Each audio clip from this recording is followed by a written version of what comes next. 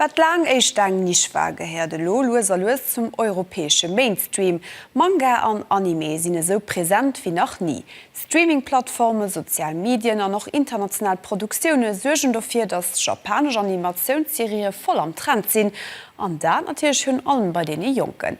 Junge Künstler weist, auch am Grand Duché kann er bis auf die große Bühne von einem Konkurs packen. Mit den David Leal kennengelernt, der passionierte Manga-Maler aus, der Philipp Dondlinger heute hier getroffen.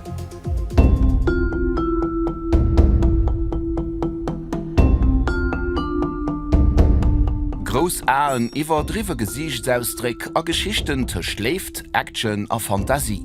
Manga kënnt ursprünglich aus Japan, mé huet längst Grenzen iwwerschott, och he zu Lützeburg gëtt net nëmme gelees, mé och selber gezeechchend. He gëtt net einfach gekritzelt, he gin Helden noch schaf. Als Strich sitzt oder auch net, da gëtt den einfach nees gelächt. Für den David ass et méi wie eng Passion oder ein Hobby, mé schobal eng kleng Sucht. Je fais du manga depuis mes 4 ans, mais pour être précis, le manga, ça fait environ 1 an et demi que je fais du manga, soi-disant professionnel. Et du coup, c'est grâce à Kariko Semo que j'ai commencé à pratiquer du dessin et du manga aussi, que j'ai découvert sur Instagram. Et ça, c'est une dédicace qui m'avait fait encore il y a quelques mois.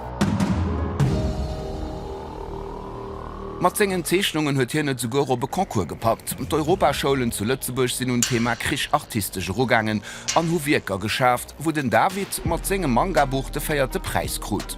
Net schlecht fir den du heem ugefangen huet, vielleicht Bett oder Schreibtisch tcht Schulhefter a Kaffeesflecken.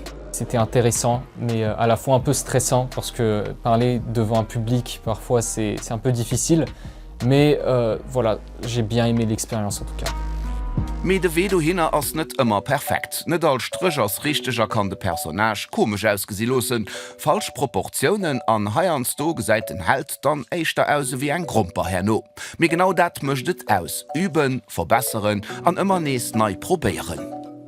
Puisque à chaque fois j'ai plein d'idées en tête, parfois j'expérimente un peu, voire même je dessine les personnages que j'aime, et donc c'est vraiment un moyen de voilà, non seulement oublier un peu la réalité, mais aussi à voilà, avoir un véritable plaisir dans mon quotidien. Quand je dessine, ça me permet de relâcher en quelque sorte tout le stress que j'ai, toute l'anxiété sur l'école, les examens, et c'est vraiment mon activité préférée. Manga ass also viel méi wie just den Trend. Et ass eng Passioun, déi Kreativitéit, Geduld an haiians de Ohrebussen Humor verlangt. An noch wann et als Zeechnung perfekt ass. D'Haaptsach ass awer, dem David seg Manga-Karriere, déi huet grad recht ugefangen.